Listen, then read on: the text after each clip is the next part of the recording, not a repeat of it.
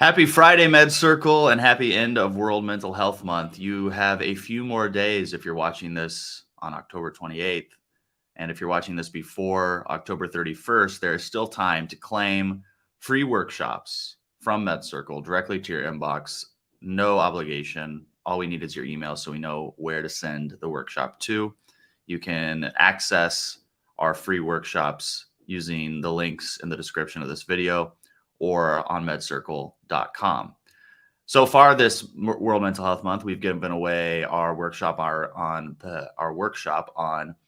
healing your inner child, our workshop on emotional intelligence, our workshop on burnout, and today I'm talking to you about our workshop on sleep and anxiety. I think sleep is maybe the most important component of mental health. That's just my personal opinion. Tell me if you agree or disagree in the comment section below or in the live chat. I know for me, my life is dictated by sleep. If I'm having a good day, it's probably because I got enough sleep. Am I having not a great day? Probably didn't get enough sleep. Is my mood poor? It's because I didn't get enough sleep. Sleep really is the number one indicator for my overall well-being. I also live with Crohn's disease, and there is a direct correlation with the amount of sleep I get and the severity of my Crohn's symptoms. When I am having issues with Crohn's, the best thing I can do is sleep. It is like the body curing itself, healing itself. And we all know this. You're not sitting there listening to me going, wow, oh my gosh, sleep is important? I should listen to that guy on MedCircle. How smart. You already know it's important. But why do we know it's so important, yet very few people, if you talk to them, would say, oh, I have my sleep down. I'm good with sleep. Sleep, I've gotten the hang of. Most of us struggle in some degree. In this workshop, which you can use the links below to get it, and I'm going to give a caveat on this workshop, so maybe you should listen to that before you go claim it. But we are met by psychiatrist Dr. Christy Lamb, and she really goes through the relationship between sleep and anxiety. And we'll talk in a little bit about which came first, sleep or anxiety. Sometimes people's sleep impacts their anxiety, and sometimes people's anxiety impacts their sleep. My caveat to the workshop is that it is work. This is not just a lecture. It is not just a podcast where you listen and then that's the end of it. There are actionable exercises and therapeutic techniques that Dr. Lamb goes through in the workshop that you should follow along with. So if you're looking for just something to listen to, I think you'll find benefit in the workshop. But if you have the motivation to actually participate in these exercises, that is when I believe you will see incredible life-changing improvement because you're applying all of this great insight from the incredible Dr. Christy Lamb. We'll talk about sleep hygiene and some of the things that we can all do to get better sleep. Some of them you might already know, some of them you might not have ever heard of. But first, I want to show you an inside look into this workshop. It was hosted by one of our MedCircle team members, Mandy Ingo, and of course, Dr. Christy Lamb. So let's go to that workshop, please. Can think of sleep as this thing that should just happen. And ideally, maybe it would if we had low stress and our environment were cool and dark and we had, and no external stressors and no sirens going off in the street or kids screaming or waking up in the middle of the night. And so I think that there is an approach to sleep that we have to take on that says this isn't, the idea isn't if everything in my life is perfect, I should just be able to fall asleep. It's actually, can I engage with myself so that I am putting myself in the best possible position to calm my body, and that there are techniques and things that we can do to really facilitate that. But it takes work. It takes some effort. And yes, there are sleep medications that can be helpful in the short term, but long term, they can become addictive and they can become less effective. And so really learning kind of the hard, effortful way of really acknowledging, being able to notice when those rabbit holes start to pop up, and choosing not to engage in them, choosing to come back to our bodies and really regulate our anxiety can be hugely helpful, but it's not an easy task. And I want to be really clear that, right, this is not about, if I just get rid of these things, the sleep will just magically come. It is a process, and it is something that takes time and effort. But we're going to learn some skills today to hopefully help that. And it becomes just like learning meditation. It becomes something that you can do every night to just start to practice calming your body and remembering what it takes to fall asleep. What are the ingredients to fall asleep? And avoiding those things that are going to be counterproductive to sleep. So those are going to be engaging in those worried thoughts, engaging with what we'll call the bully thoughts that come in to attack us because we're not sleeping or because we're anxious. And then, the basic things like cell phones and basic sleep hygiene of when was my last meal, and figuring out, does eating late cause me more problems falling asleep? Does watching TV later in the night cause problems? Am I somebody who, when I exercise in the morning, I can sleep better? Or if I work out in the evening, does that help me sleep better? Or does it activate me too much? And so there is really starting to get to know your nervous system. And I think that that's hopefully a thread that I'm always trying to talk about, that so often when we're thinking about anxiety and mental health at large, many of us have operated kind of trying to be like, I know that's there, but I'm just going to try and push it away and just push through. And I don't really want to look at it because it makes me anxious to look. But that we really can't engage with ourselves, change things, really get to know ourselves unless we start to get curious and to be willing to look. What works for me? What doesn't work for me? Oh, I had some caffeine, so how is that going to affect me?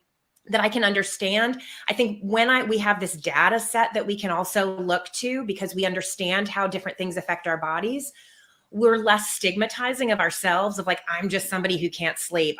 When it's clear, like, oh no, I had that cup of coffee this morning. Yep. That's going to okay, I'm going to have to rest a little bit more. I might have to engage a little bit longer in a sleep story or in physiological regulation. Getting to know ourselves means that we can soothe ourselves, that we can calm ourselves. And I think this is the key piece in mental health across the board, is taking the time. And I think MedCircle does such an incredible job of helping people better understand themselves so that they can take ownership and engage in activities that are going to help them feel better. Don't you love Dr. Christy Lamb? Her insight on anxiety is truly life-changing. And if you've not heard her talk about the triangle of conflict, you need to. She goes into it in this workshop. If you're just joining us, you can access that workshop absolutely for free between now and October 31st. And look, if you access the workshop now, you can watch it whenever you want. Just we close it down at the end of the month. So let me look. 208 people already. We've only been live for a little bit, have already gone and accessed that workshop. How fantastic. Thank you for those few hundred already there. And I also want to say thank you to the 28 people who hit that little thumbs up button. Not only do you support me and you support the MedCircle channel, but you are also supporting credentialed mental health information and education, and you're helping this video reach more people who may need it. Dr. Lamb talked more in that workshop about the importance of being curious, because how many of us accept that sleep or poor sleep is a part of our normal life? We go to bed, we go, well, maybe I'll get a good night's sleep, maybe I won't. You wake up tired and you go, well, of course I'm tired because it's the morning and this is the time of the day that I'm tired. At 3 o'clock, you go, I wish I could have a nap, but I couldn't. I'll just power through. Maybe you have extra caffeine. And we accept that this torturous existence, and you could call it torturous, Dr. Lamb does, sleep deprivation specifically, she called out as being torturous.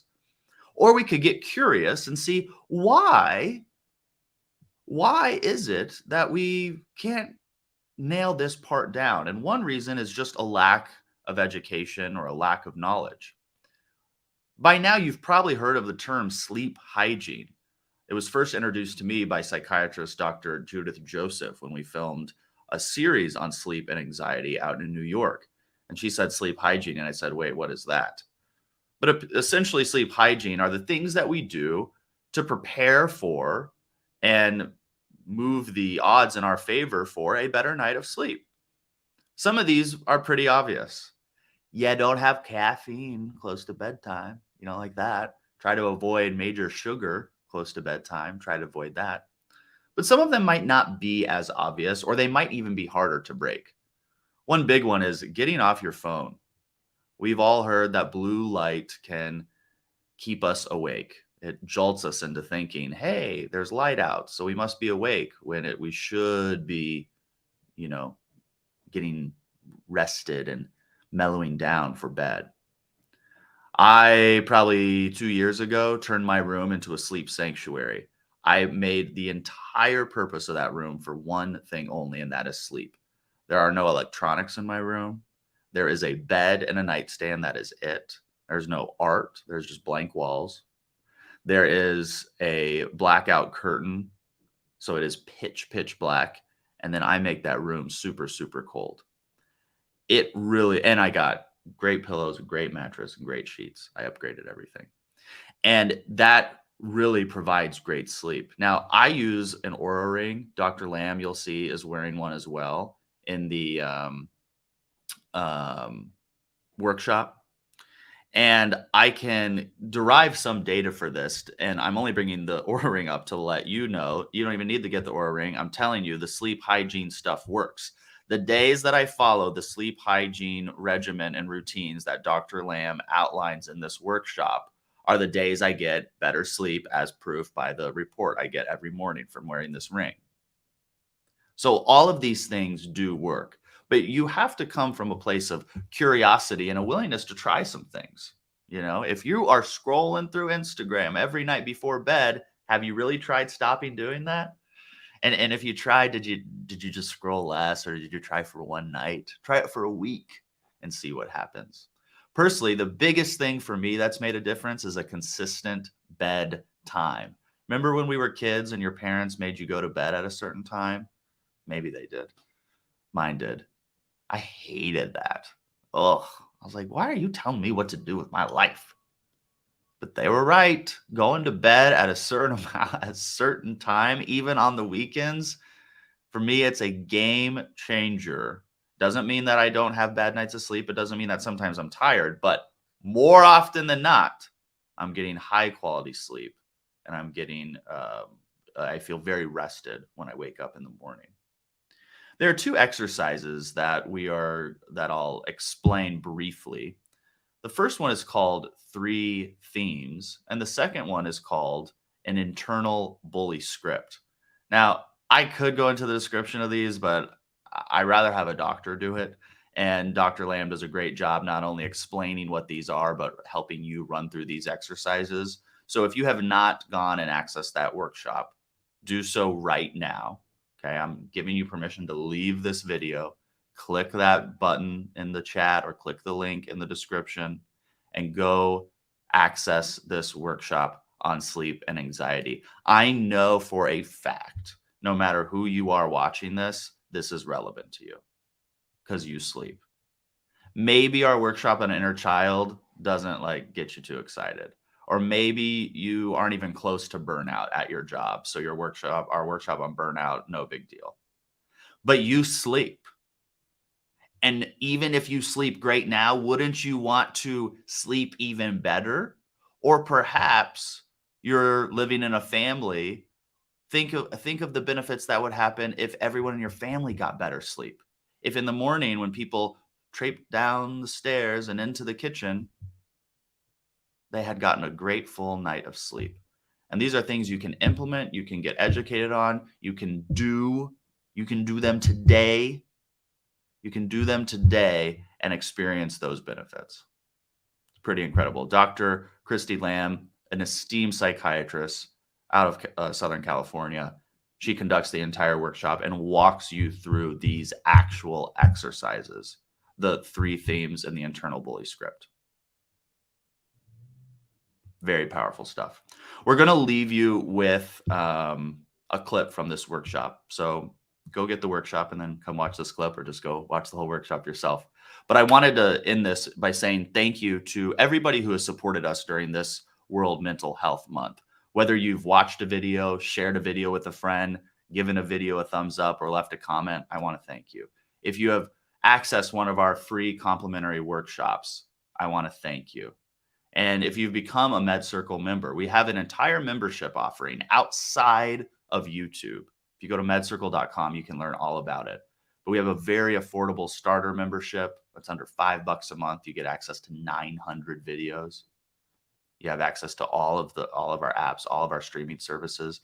Or if you want to access all of that plus be able to attend live workshops where you can ask questions to the exact doctors that you're seeing on YouTube and in our video series, like Dr. Christy Lamb, you can become an all access member. And back to the workshop on sleep. If you go get the workshop on sleep right now, you'll also get a little gift from me. So there's a lot of reasons to do this. And if you're sitting there going, man, he really wants us to go get this workshop, you're right. Hello. Can I make it any more blatantly clear? It's a great, great workshop. Don't let sleep be the thing that's holding you back and keeping you down. Let sleep be the thing that gives you the power to handle your depression, to handle a stressful day, to handle all of your interpersonal relationships. Leverage sleep, utilize sleep. Look forward to having that superpower on your side, the superpower of sleep. That's my dad calling me, you guys. I'm going to go take that phone call. Thank you. I'm Kyle Kittleson. Remember, whatever you're going through, you got this. Hello, everyone. Today, we're going to talk about a very imperative issue that many of us may struggle with or have struggled with or may struggle with. And that is lack of sleep, and specifically how it's intertwined with anxiety. Sleep, obviously, we hear all the time, is so essential. And we're going to dive in a little bit more in detail as to how essential it actually is for the body and for cognitive functioning and just day-to-day living. There may be reasons why we don't get sleep. It could be a chronic illness. We may be experiencing grief or loss, or maybe we're a new parent and have a newborn that's keeping us up at night. There are many reasons why we can lack sleep. And today we're going to be joined by Dr. Lamb, and she is going to take us through the journey of sleep. So we're going to learn some cool techniques, and we're going to kind of really dive into this weave between sleep and anxiety and how maybe they play off of each other or, can limit one or benefit the other. So Dr. Lamb, welcome. It's great to see you. Good to see you as well. Thanks so much for having me. No problem. I'm sure we're all excited to hear about this today. So from your neuropsychological and physiological perspective, can you explain the relationship between sleep and anxiety? Absolutely. Yeah. So, I often joke that insomnia spelt backwards is anxiety. And it's not, but right. That so often when we're talking about sleep problems, sleep disruption, and insomnia, that anxiety plays such an enormous role in this. Now, there are physiological conditions where people are going to have a high propensity for problems with sleep. So kind of getting those out of the way to start with, things like sleep apnea, where people may have difficulty breathing when they lay supine. And so they are then sometimes their tongue can fall back and it can cause snoring and decrease respiratory drive for some people with central apnea that can result in people having really poor sleep and being tired and waking up a lot during the night. There are things like benign prostatic hypertrophy, which is where the prostate enlarges and men who are older have to go to the bathroom more often at night. That can get people up in the middle of the night and have them not sleeping as well. High blood pressure, diabetes, those kind of things can have some manifestations that can have us getting up a little bit more frequently at night.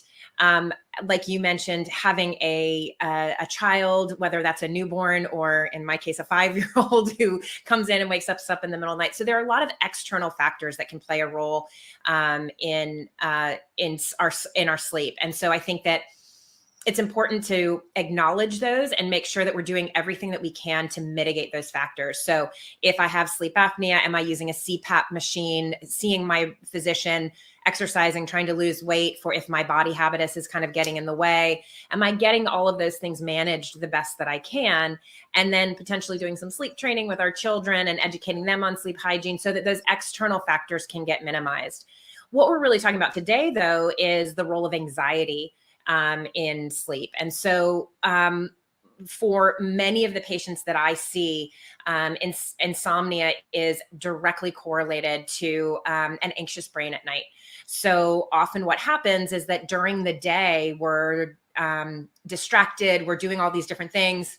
And then when we lay down in the quiet of the night, our brains can start to go on overdrive.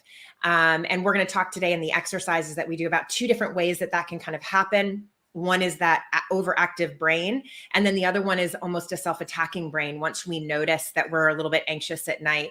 So we're going to look at some concrete ways to navigate that today. But it is so often that as we start to slow down and start to calm, that our brains, we're kind of stuck with ourselves. And if we aren't comfortable in our own skin, if we aren't comfortable with our thoughts coming up, or if we've got a lot on our plate, it can be hard to calm our body. But it's so important for us to remember that anxiety is a physiological experience in our bodies. And so when we can pull away from thoughts and really engage with our bodies in regard to how to calm ourselves physiologically, we're going to be at a huge advantage in order to help get back to sleep should we wake up with some anxiety.